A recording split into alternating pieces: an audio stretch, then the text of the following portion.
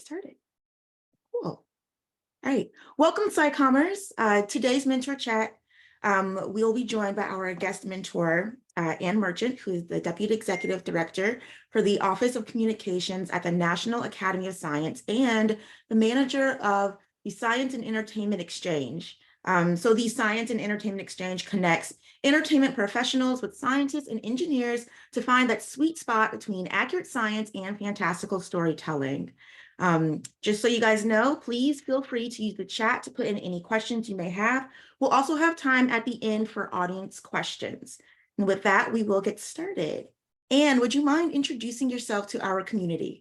Absolutely. Thank you, Tyler. And thank you all for being here. As Tyler said, I work for the National Academy of Sciences, and I always feel like I should start with, even though you guys are all SciCommers, I do usually start with a brief explanation of what the National Academy of Sciences is and does, largely because I have been at many a science meeting where people will come up to me and say, oh no, I know exactly what the National Academy of Sciences is. I so appreciate that last grant that I received from the Academy. And then I know that you think I work for the National Science Foundation. And I promise you that we are the great takers of money, hey, Mariette, and not the great givers of money. So the National Academy of Sciences is a private nonprofit institution in Washington, D.C.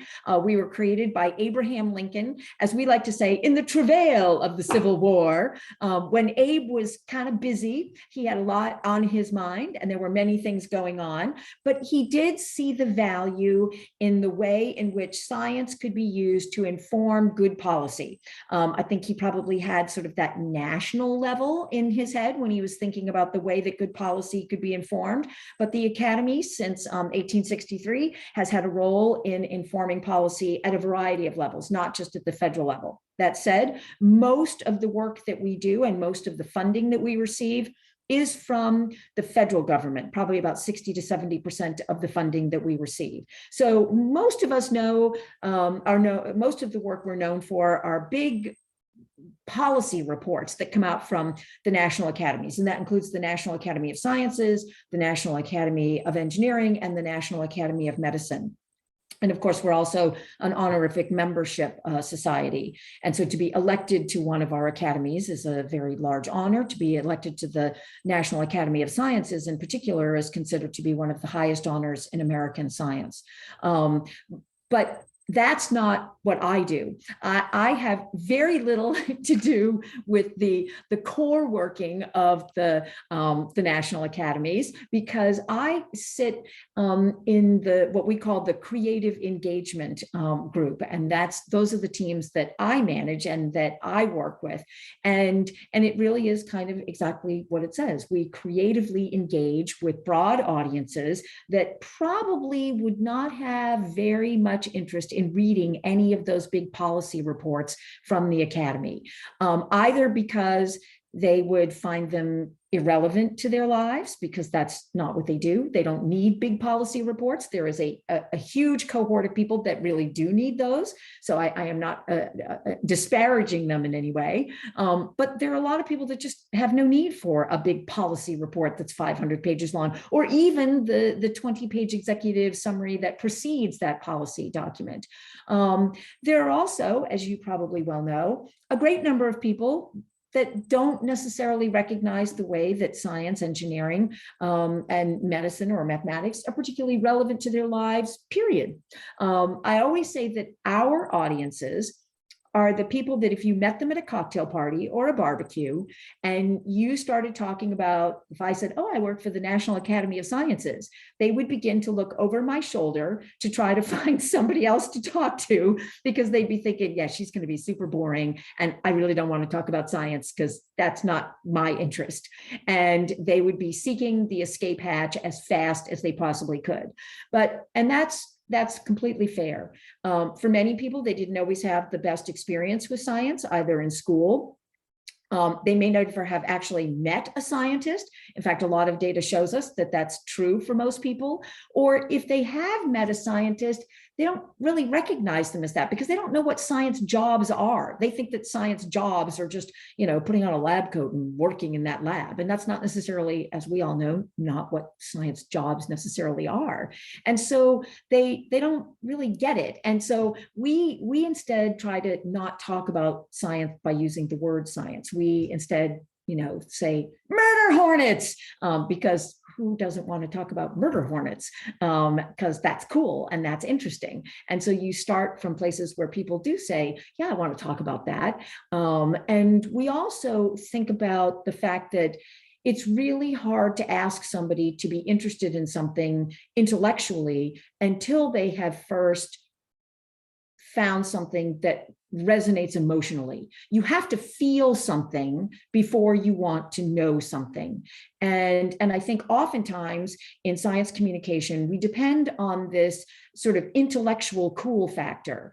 And we, say, but yeah, this is cool, right? Let's talk about science because it's cool. But people have to feel something.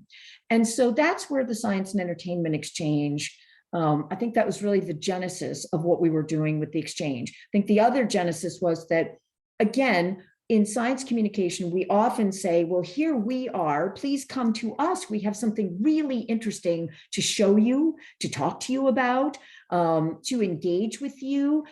But we're still asking somebody to come to us. And I have been in so many conversations over the years where people do have really cool programs and really amazing things, but I think they're cool. I think they're amazing. I'm not the audience. I am definitely not the right demographic to appeal to.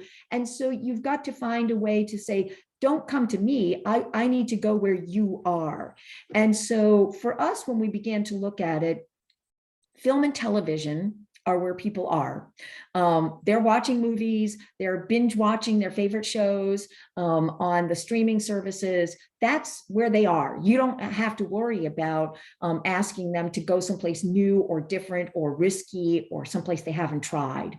And so when we thought about it, and believe me, at the National Academy of Sciences, we don't do anything. You're like, yeah, let's just do this. This sounds interesting. We, of course, as we always like to say, well, there was, we turned to the literature base, and there was a significant literature base to demonstrate that, that media images have a great deal of impact on people, that the stories and the characters to which people are exposed make a difference. When we say that they don't know a scientist, and I saw in the chat, there were some statistics about how often people actually can claim that they know a scientist, but you know what? They feel like they know those characters in film and television. When you've watched a series over, a number of years, and even if you've just binged watched them, I've been binge watching, I've gone back and I'm currently binge watching NYPD Blue. There's 12 seasons of that thing. I know Andy Sipowicz, believe me, I know him now. And so you really feel, I remember walking across the parking lot, I'd been watching Sons of Anarchy, and there were three friends, two of the one other friend, she and I were watching it like crazy, and the two of us were like, well, I can't believe Jackson's going to do that. I mean, he cannot get away with that, and we have to, and the third friend looked at us and said, well, you do know these people are not real, and you know that, right? Well, of course we knew they weren't real, but you are invested in these characters. You've spent hours with them, and so you do feel like you know them. So if you can introduce a scientist to audiences through the means from film and television, you have achieved something. You have managed to make that introduction. And that's one of the things that we really understood, that it wasn't just about the science storyline. It was also very much about the science character. And so the exchange was launched November 19th, 2008. I know the birthday. And we had spent probably a year prior to that really thinking very carefully about how we would do this. At the simplest the Exchange is a matchmaking service. It's sort of a Hollywood hotline. I'm a producer, I'm a writer, I'm a director. I am somebody in the creative community in Hollywood, and I need a connection to an expert. I need to understand a bit of dialogue. I need to know what somebody would wear. I need to get from plot point A to plot point D. How do I make that connective tissue with the right kind of science or engineering to make this feel plausible? How do I do this? Who do I talk to? And from Hollywood's point of view, an expert is an expert. It's hard for them to distinguish an expert who in biological evolution or structural engineering. Anybody with a PhD is a polymath. So we are careful in listening to the questions that they have and can source the correct expert for them. And so that's a lot of what we do is we think about the questions they're asking, and then we go find the right person to connect them to so that they can find that correct match. Sometimes these are just a series of email questions. Sometimes it's an hour or two on the phone. Sometimes it's a script that goes back and forth that somebody does some quick checking. It's fairly straightforward most of the time. Sometimes it can be quite in-depth. It depends on where we're brought in the process. Obviously, the earlier, the better. When we are brought in earlier, we can have a lot more influence before something is kind of set in stone. The other thing to recognize that the Hollywood development process is long and complex. So we've also been brought in very early, and then what ends up on screen isn't necessarily what was in the script. There's a lot that happens in this process. But the fact is that we can wield influence, and we've seen the way this happens. The movie Ant-Man and the Wasp, that whole concept came out of a conversation with one of our scientists who is he's a mathematician and theoretical physicist at Caltech, and he was having a conversation with the writers about the quantum realm. And for anybody who has seen the Ant-Man, that Ant-Man movie, it's all about the quantum realm. And it was never going to be about the quantum world. It was only because they spoke to him and they're like, what is this quantum thing? What do you work on? And so they completely changed everything around because they were so fascinated by this scientist research that they had no idea about. And so there's a real opportunity to influence people. Now, did they get everything right about the quantum realm? Probably not. But the fact is that you have an opportunity to put something in front of an audience that never would have made it on screen if you don't have these conversations. So we have consulted on a little over 3,500 film and television projects since we launched in 2008, which is a significant number of conversations. And we had been told prior to launching the Exchange that it was actually difficult to make a connection with a working scientist. I think it's a different proposition when the National Academy of Sciences comes calling and you get an email or a phone call and the request is, hi, the National Academy of Sciences is hoping that you can help, as opposed to, hi, I'm a Hollywood director, can you help me? And we had seen that play out before, where directors and writers had complained and said, stop whinging on about what I got wrong. I tried to talk to somebody and nobody would speak to me. And I understand that, you know, if you're busy and you are a professional in your world of science, you know, who says you have time to be talking to some Hollywood person, and what is that going to get you? And are they just going to mangle your science? And what are you going to get out of this? And this may be a thankless, you know, connection that you want nothing to do with. But we make sure that this does not feel thankless to either party who is involved in this. But that's still pretty reactive. You know, you have to wait to be asked a question. And it's kind of like when I said it's a Hollywood hotline, well, the phone has to ring. As much as we, you know, want them to ask questions about a variety of topics, we quickly realized that we were going to be asked about black holes and murder about 1 million times. And that would be it. Like all we needed was, you know, 10 people to talk about black holes and murder, because Hollywood only knows what they know. They don't know to ask a question if they don't know anything about science. Their frame of reference, it's this weird echo chamber of not very much knowledge, because the science to which they've been exposed is only what they've previously seen in a film or on television, because they're not scientists. And they too, like the general public, don't know any scientists. So how do they know what questions to ask? How do they know to go further afield? How do they know what interesting science to include? You look at CSI, and what's so interesting about that show, CSI was certainly not the first time that we had seen forensic science featured in a police procedural. Forensic science has been like back to like Quincy, there was forensic science, but it was the first time that somebody had elevated the forensic science to that level and really made it the star of the show.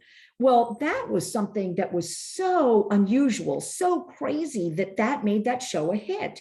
Well, how do you get others to do something like that? How do you find other kinds of science where they can do this? So we discovered that we had to find the proactive side of this program, not just the reactive where they were calling us. How do you put science in front of them and inspire them in new ways that they hadn't expected? So that's why we have a very active event calendar. And we do salons and Hollywood living rooms, which are way bigger than my living room. So you can have 80 people in there. 80 people would not fit in my living room. We do events at the Directors Guild. We do events at places like Noya House, which is a collaborative workspace for the creative community in Los Angeles. And we bring people and topics to them that they don't expect. And that really gets them excited. They don't know what they don't know. As I said, I remember we had a bioethicist that was giving a talk that was very focused on medical ethics. And she just in passing said something about fecal transplants and started to go forward. And the person said, whoa, somebody in the room raised their hand and said, whoa, what did you say? Fecal transplants? And of course, the rest of the science people know are like, yeah, fecal transplants. And there's like, what? And she said something about the microbiome. And again, the rest of the room said, the micro what? How can they write these things in scripts when they've never heard of them? And so by putting these topics in front of them, this is fascinating to them. Then they're eager to put this into a script. But most importantly, perhaps, is who is it that's talking about that? We are very careful about how we source our scientists. I often say that we overly gift the Hollywood community with more women and more scientists of color than actually are represented within the science community. Hollywood's making this stuff up. Why do they need to accurately represent the demographics of science when their whole job is to make things up? They should be writing the world as we want to see it, not the way the world currently exists. And if we have an opportunity to show more women, more people of color, so that downstream those audiences are exposed to a world that could be, perhaps at some point we can begin to see this shift, because at the Gina Davis Institute, they always say, if you can't see it, you can't be it. And if we simply reflect back to them, pale, stale, and male, we perpetuate that world and we end up with that world. So instead, we tend to put, in fact, I'm working on an event now, and it was completely unconscious. I realized I'm trying to bring 12 scientists to an event, and I realized, oh my God, I haven't invited a single man.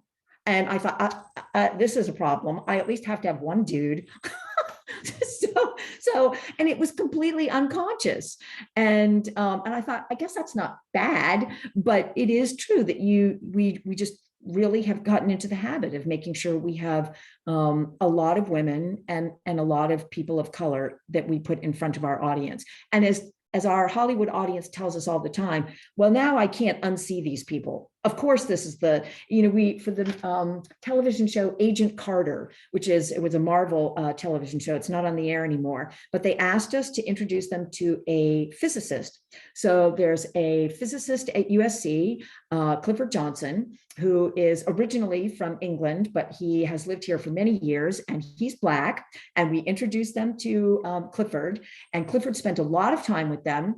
Well, the next character we see show up on Agent Carter was a Black British physicist. And that can't be a coincidence. So of course we asked them, and they said, well, how can we get Clifford out of our head? He's the only physicist now we can think of. So yes, that's our character. And so sometimes it's not as hard as you think to influence Hollywood. We don't use the A word. We try hard not to talk about how we make film and television more accurate. We prefer the I words: imagery, inspiration, the power of introduction. Like, these are the things we do. The moment we start talking about accuracy to Hollywood is the moment they don't want to talk to us. So it really is about how can we be helpful to you? And of course, in the back of our minds, of course, we want it to be all the things that we think it should be. But at the end of the day, unless we're talking about, human health, I'm not sure how important accuracy always is. Do they get it right about Pluto being a planet? And is that really going to make a difference? I don't know. If they're going to talk about vaccines, yes, I think that then we're talking about a different level of accuracy being required. But there are some things where I'm not sure it's always about, yes, I'm glad on the Big Bang Theory they're not wearing lab coats, because that would be stupid. But if they did, I don't know, is that the worst thing in the world? The fact that that Sheldon has made nerdy people dateable again, I don't know, that to me is a good thing. I understand lots of scientists say, oh, it's so much stereotype. But I can tell you that a lot of those stereotypes that are shown on screen for the Big Bang Theory come right out of David Saltzberg's lab at UCLA. So sometimes those stereotypes, it makes them lovable and fun and sweet. So we have to accept that as well. So I've sort of talked at you for like 15 or 20 minutes, just throwing a million things at you. And I feel like I should be quiet for a little while, and that you should ask me some questions rather than me continuing to yammer on. No, I loved it. You answered a lot of questions that I had already. So it saved me a lot of time. It let me get some water because I was not hydrated today. So, so with the exchange, like how are the consultants kind of chosen? Are they already a part of the National Academy of Sciences, or can they be like outside of that honorary membership? When we first started, we had to sort of build our network. And so I would say that we were a little more likely to go to the people who had sat on our committees or were members of the Academy. But, over the years, that has not remained true. We have really gone much further afield, and we've actually built our own database of about 6,000 or 7,000 consultants that some of whom have been on our committees, but many of whom are not. Oftentimes we say that the best qualification for somebody to work with the exchange is the person who raises their hand and says, I really want to do this. If this is something that interests you and that you feel like this is a good outlet for your science communications, you're probably the right kind of person for this. If you are sitting and listening to this and thinking, God, this sounds stupid, then you're probably not well suited for working with the exchange. And I will say, when we first started, there were a lot of people when I would talk about this program that said, this sounds stupid. And I think the Academy is really making a mistake with this. That is not true now, but I think we all know that science communication has changed a lot over the last 10 to 15 years as well. So the short answer is, we want to work with lots of different people, and we're very interested, even grad students. Listen, we've had some amazing PhD students who have done some great consulting work. Oh, fantastic. I'm not in the consulting thing, but maybe I'm interested. I'm sure people in the chat are also interested. Um, so, excuse me, where's my next question? I was reading in the chat, Jade's question. Oh, so from the chat, everyone. So Jade asked, do you have any idea how well known this service or support is within the film or TV industry? So I don't know that I would be able to honestly say that we've achieved ubiquity throughout Hollywood. There are still people that will say things to us like, what? I didn't know that you existed. How could I have not known about this? It's interesting. We like to say that we've consulted on every Marvel movie not called Deadpool.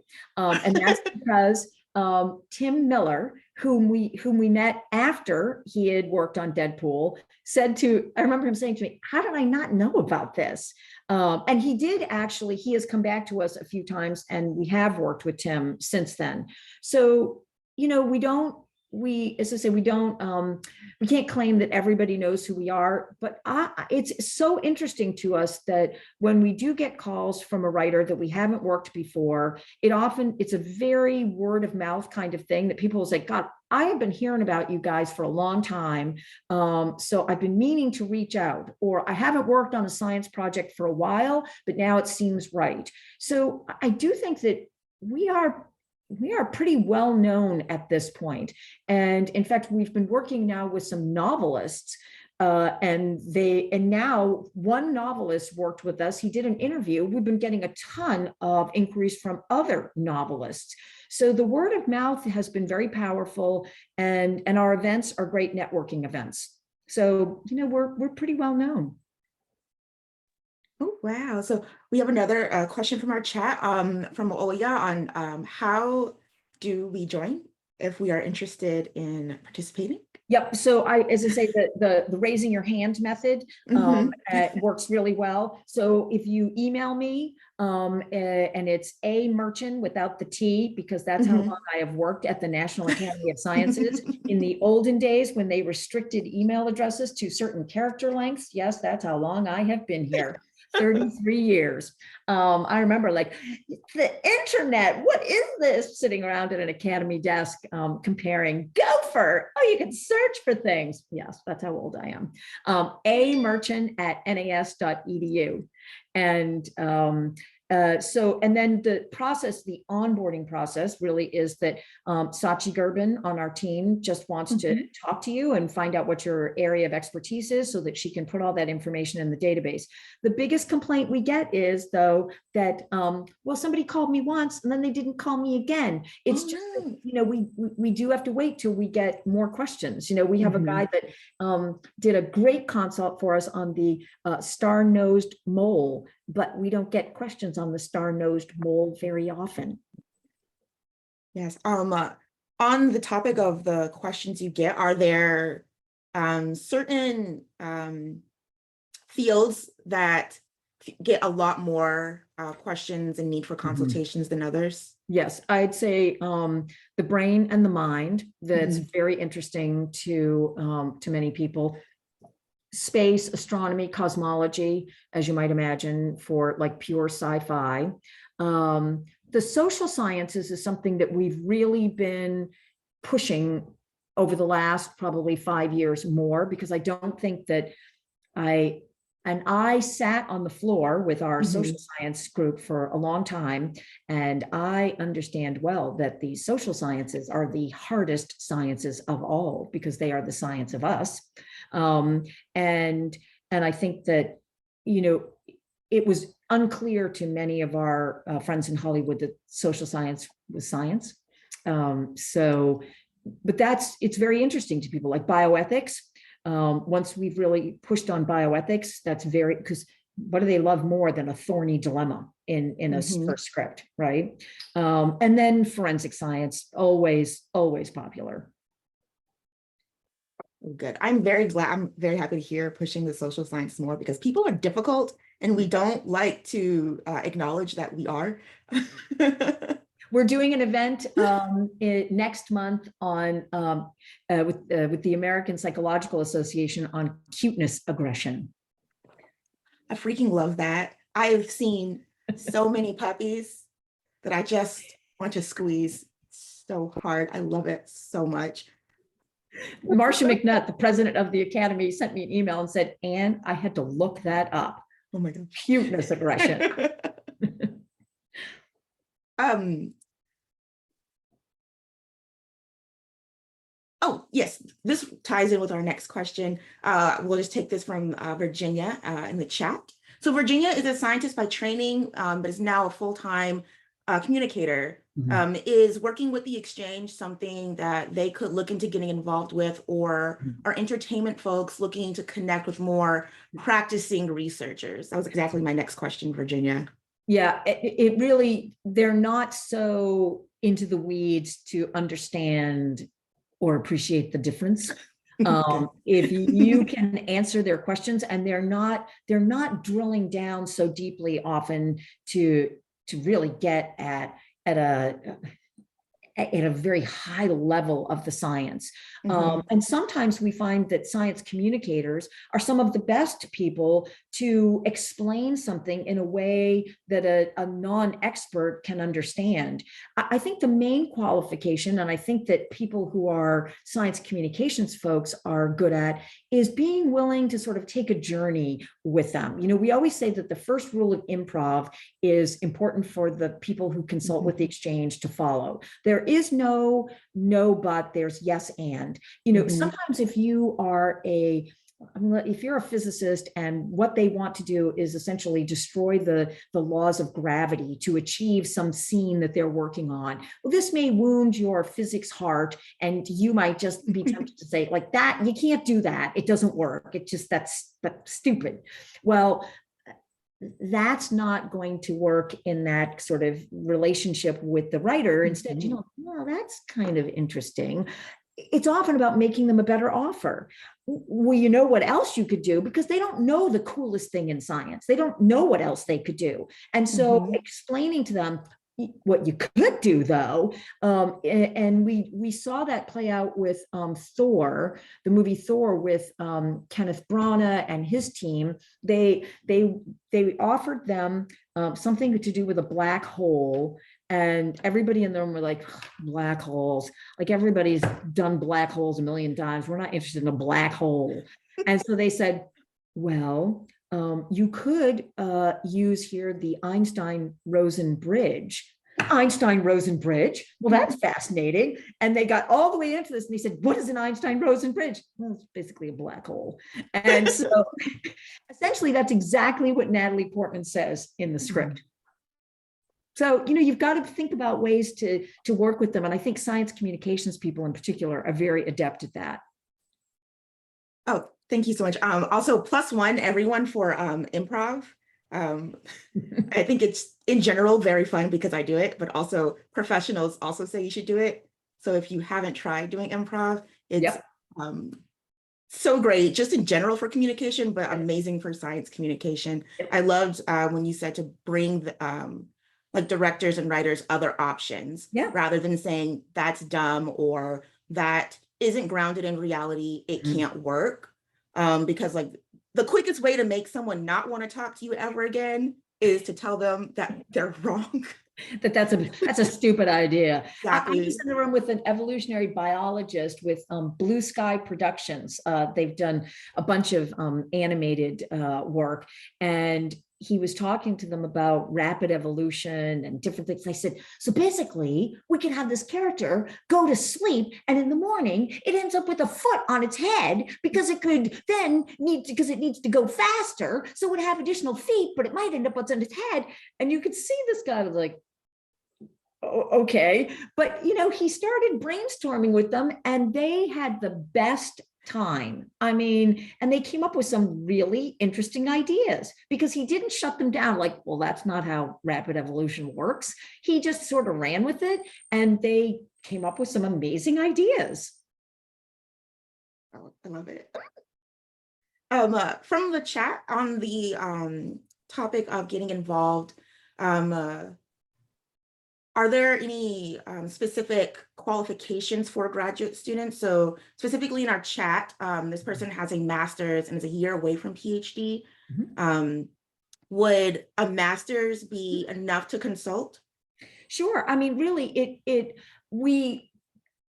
it's not like it's a job description where we say, 4 years of appropriate experience in the following areas. It really is not that prescriptive. And sometimes, again, it's not so intimidating. If we have a younger writer, if we have somebody who has not, doesn't have a bunch of credits under their belt, it's actually intimidating to them if we say, well, we're going to connect you to a member of the National Academy of Sciences. I mean, that can be daunting.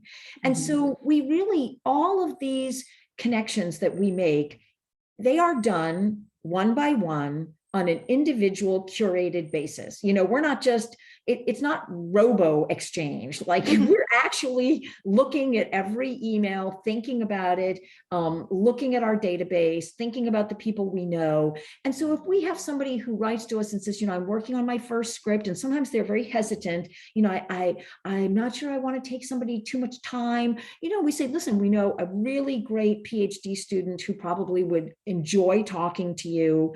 But we do try to set limits and expectations. We try to explain that when you are talking to somebody, you have to be respectful of their time, that they have day jobs, they have other responsibilities.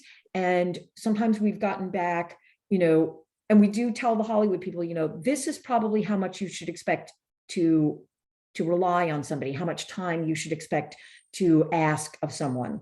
And if you start to go beyond that, we're not agents. We're not going to tell you how much you should pay them. We're not negotiating a contract, but then you should start to think about whether you should be actually offering somebody an honorarium. No, that's really good. Thank you again, Anne.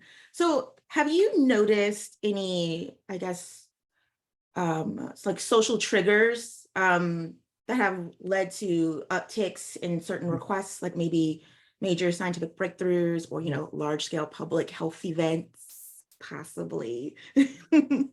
Well, what we have seen is that certainly the current environment has stimulated an interest in things that are happier.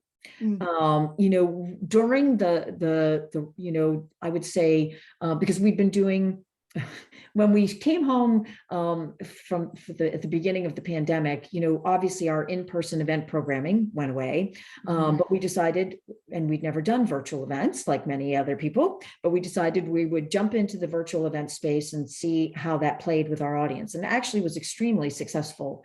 And we decided we would do it weekly. Little did we know that was going to continue for such a long time.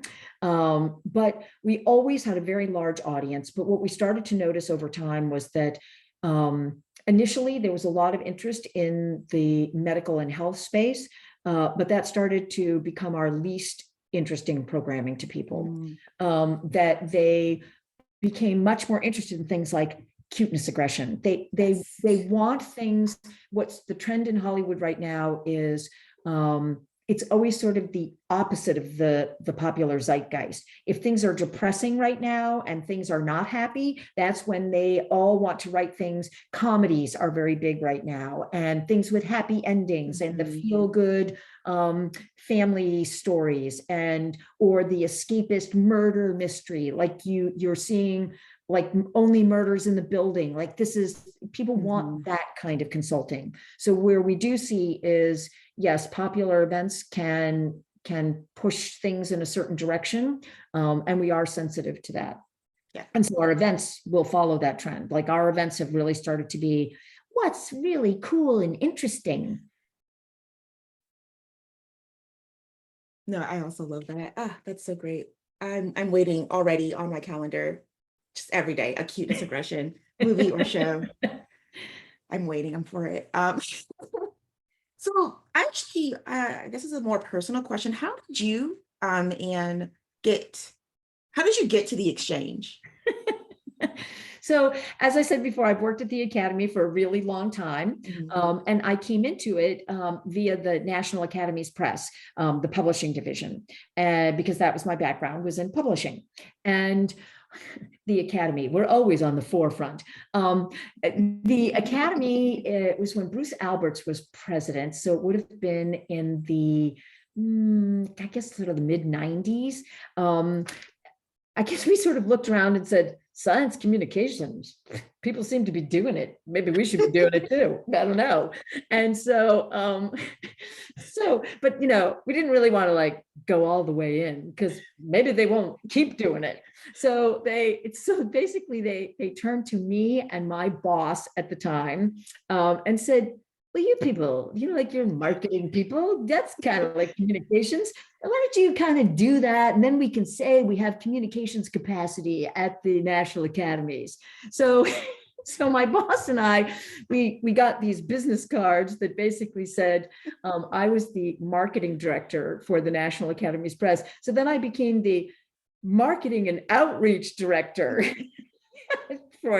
And we had these like goals for communications. It's so lame. And then when Ralph Cicerone came in, who became the next president, he came in and he had been chancellor at UC Irvine, and he came in and he said, I'm really glad that we have communications capacity at the academy. And he called us in and said, so what exactly is the big idea? What are you people working on? And I remember leaving that meeting and my boss looking at me saying, you better come up with some big ideas, and sending me back to my office. And I was like, oh God, what are the big ideas? And I cannot take credit for the idea of the exchange. I can only take credit for being a person who thought, I remember Neil Gershenfeld, who was at MIT's Media Lab, telling me that he worked on Steven Spielberg's world building team for Minority Report. What was that about?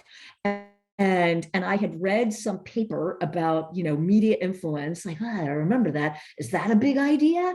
And calling Neil, because I knew him pretty well, and asking him a bunch of questions, and him telling me, no, I think that's a good idea. And me thinking, really? Like, if we build it, like, who's going to talk to us? Like a bunch of science people riding in on the white horse going to Hollywood.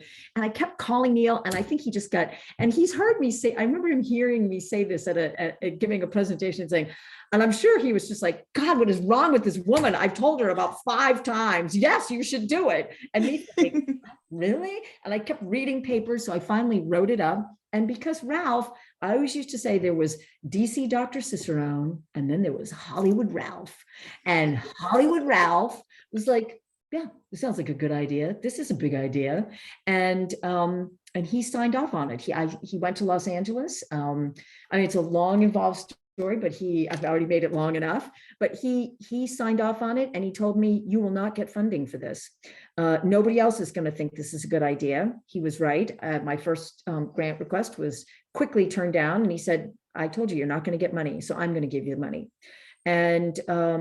And I made, as a friend said, make a dollar holla. And I made that money last for as long as I could, till I had a good proof of concept, and then started to get funding for it. And despite the fact that for the first probably 4 years, most people said, this is a bad idea. I just ran to Los Angeles and nobody knew what I was doing except Ralph.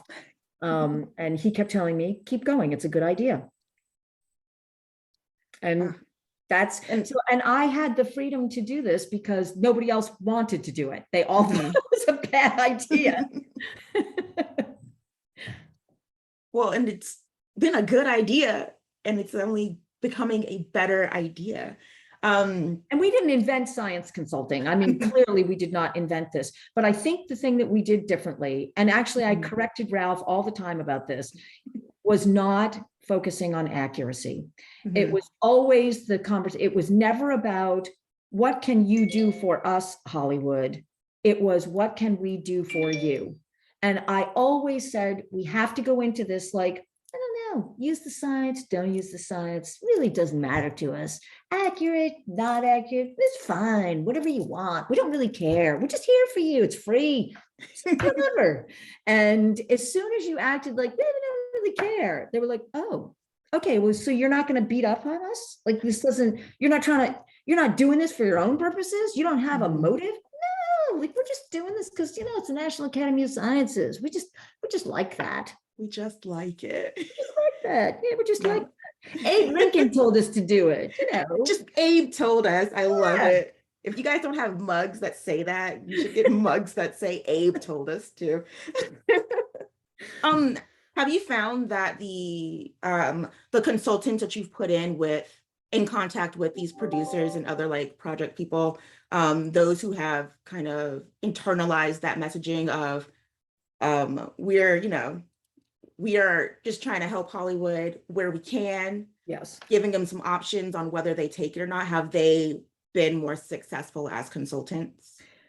I think so. And I do think that it actually has that sort of opposite effect. They then really want to do this. The Hollywood people, no, we want to get this right. No, really. And I also think that, the less hard you push, the more they're ready to pull. Mhm. It just has that, it's just human nature, and I think that it's been, the other thing that we really try to do is engender a sense of friendliness about the process. Who doesn't want to work with somebody that's nice and that they like? That if this is a pleasant experience, if this is a conversation you enjoyed, if this was interesting, why wouldn't you want to repeat it? Why wouldn't you want to do more? We do retreats, we do high level retreats. That's the event that I was talking about with the 12 scientists that I was recruiting. I honestly think that one of the best things that come out of those retreats is that, gosh, those people just love each other. They want to do more. They just like, I want to feature your science. I want to do this for you because I just really like you. And there's actually, in my opinion, there's nothing wrong with that. Like if you want to be friends and that's what motivates you, fine. Mm-hmm. I love it. Everyone, the floor for the last couple of minutes of our mentor chat is now open for anyone who has any more pressing questions. Otherwise, I will continue to talk. We all know this. So please take this time. Yes, Mariette. I have a follow-up. I had put it in the chat, but I don't think I said it very well. And I was thinking, by the way, thank you so much for joining us. It was awesome to see you as always. And I always learn so much and I love your energy. You mentioned, some people might respond by saying this is stupid. I imagine over time you've had to explain the impact to the academy. And also how do you, or do you help scientists who need to explain it to their institutions? Like, is there, because I know that's always a challenge, especially for early career scientists. Is this going to help me get tenure and promotion? Yep. Well, how do you grapple with that? Thank Yeah, you. and certainly that was a lot. I used to feel like at the beginning of this, I used to sort of feel like I should put on a raincoat so that when they threw the rotten tomatoes at me and told me how wrongheaded this was, I was prepared. We have a lot of data. And there are, as many of you probably know, a number of papers that have been written on this. And so I think turning to that literature and explaining the way that, the Kaiser Family Foundation, for example, had done some pretty foundational research that demonstrated in a television show like Grey's Anatomy, which is so popular, that one line of dialogue helped people to understand the ability for a woman who was HIV infected, but on a careful drug regimen to deliver a healthy baby should she become pregnant. One line of dialogue. And they did, pre-airing study, and then they did it post-airing, and then 6 weeks later to see what the retention was. And you can see how this makes a difference. I mean, and then there's just so much, look at after Black Panther. I was at a meeting at the Academy where they were talking about hoping to influence young women to pursue careers in science and engineering. And there was all this conversation in the room. And at the end of it, I stood up and I said, you know what? Wakanda forever. And everybody in the room understood. I didn't really have to eat because this is just in the zeitgeist. People understand that these films have become so influential. If you can make young women want to pursue archery, for God's sake, because of, the Mockingjay, there were like 3 films, the Disney film. I mean, archery, come on. Like we have to be able to understand that these films and these television shows have impact. So I think that it is pretty clear that when you break this down for people, they do get it. And if they can be part of that, you know, the other thing is, to be honest with you, Mariette, what often people say is, okay, yes, I really thought that this was important for me to do, but I'm just going to say to you, you've also made me the coolest mom or the coolest dad for the week. And I really was excited to be able to come and have this conversation at dinner last night. Love it. Thank you. I see that that's how I first tried archery. See? No, it archery. is. I saw it on TV and there was a club. So Yes. I did it. Are there any other audience questions?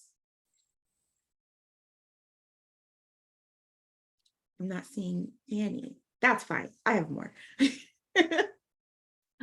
So I guess it's more of like, how do you balance like the sort of like science tropes that are already in public, the public conversation, and I have the word accurate here, but we're walking away from accurate. So how do you balance sort of those like already ingrained tropes that may not be consistent with the truth to like a more consistent and accurate representation of like the science? And I think one of the examples I see a lot is like using the defibrillators. Yep. And I don't know how to use one, but people who do know how to use one have told me that TV uses them incorrectly. Yes. So that's one of the places where I'm not sure that we feel like that's where we're going to get our biggest bang for buck. What we do think, though, so we know that people have really had, you know, there's something called the CSI effect. And most of us have heard of this, but we also know that this has really had some significant impact in the world, because people will, when they serve on juries, and oftentimes even in small towns, where's the forensic evidence? I mean, we have come full circle from the O.J. Simpson trial, where people were very deeply suspicious of the forensic evidence, to now they seem to want this forensic evidence where it's not warranted. Now, what we know is that there's a real hierarchy in forensic science, that not all forensic evidence is created equally. And so sometimes when we have a forensic expert come in and give a talk, that we think very carefully about some of these tropes. Like, it's not so much, well, that's not the speed at which forensic evidence is done, but that we really want people, if there's one thing that they can take away, that some of this forensic evidence is junk. Like, you just can't even trust it. And so if we can have a speaker come in and just deliver that message, this is surprising to people. And so when something surprises a writer, they're actually eager to reveal that in a script because it surprised them. There's something interesting about it. And anything that's surprising and interesting has the makings of a good storyline or script. Using a defibrillator wrong, maybe that's not so interesting. You know, that if they just get the technique right, that's maybe too nuanced. But something like forensic evidence, like, that's kind of cool to them. Like, they want somebody to be able to get on the stand and say, blood spatter, that's crap, and you know it. I'm making that up. I don't know, but so we do think about those tropes, and we really try to go in with, and again, the better offer. So here's not just where you're going wrong, but here's someplace you could really go right. And isn't this fascinating? Fantastic. Last call for audience questions, for real, y'all. I'm very serious. Okay. And with these last like 5 minutes of our mentor chat, is there anything else that you would like to share with our community or the broader like scientific audience?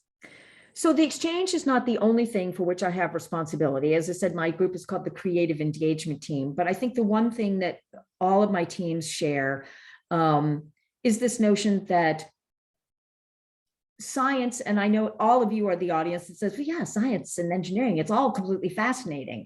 But, you know, I often use the comparison to Brussels sprouts, that Brussels sprouts, when I was served up Brussels sprouts as a child, those little pale, disgusting little cabbages were not anything I wanted to eat. And I think science for too long have been the pale little cabbages that have been put on our plate, and that we've been told they're good for us, and that's why we should eat them because they're healthy, but they just don't look very appealing, and I don't want them. And if Brussels sprouts could figure out how to be roasted at high temperature, and you could throw some bacon in there or some pomegranate seeds and some amazing olive oil, and if that can transform Brussels sprouts so that every time we go to a restaurant now, we look at each other and go, Brussels sprouts, want to share them? I think, and now what, celeriac has gotten in on the deal. Cauliflower's been there for a while now. Like, we should be able to figure out how to roast our science, how to put the bacon all over it, how to make it, and it's just as healthy. But we have to be able to do these things, and we have to think about, what do people really want to eat? And not just imagine that we know it's healthy and we like it, because I love health food. Like, think about our science as Brussels sprouts. No, I love that. And I think the next vegetable we should be working on are like lima beans. We still haven't cracked that one. They can all be delicious, not just healthy, not just nutritious, but also delicious. Yes. Oh my gosh. Well, thank you again, Anne, and thank you all for attending this month's mentor chat. I hope with this mentor chat, you all get a sense of like a new avenue for science communication, and also like a way for you to, get into the field in a very impactful way that I think a lot of us forget exists. Like, I know there's science in Marvel, but I forget that, they want to make sure that it is, grounded in some reality with, the space for creative liberties and storytelling. The rest of our 2022 Mentor Chat programming is booked up, everyone. We will have more podcasting conversations in September with the Mad Scientist podcast. We'll have a Meet the Editors panel with editors from The Conversation, Knowable, Scientific American, and American Scientist magazine in October. And our last 2022 Mentor Chat will be in November with a conversation on data-driven science communication with the founder of the 51% Project, Sarah Finney Robinson. Check the Slack for those registration links, and they'll also be in the SciCommers programming email at the beginning of each month. And we're getting our 2023 Mentor Chats booked as well. There's still some space, so if you have a dream topic or guest mentor, let me know so we can make sure the Mentor Chats stay catered to you all. Thank you again, everyone, for coming. And thank you again, Anne, for being our guest mentor this month. I had a great time. Thank you very much. I appreciate it.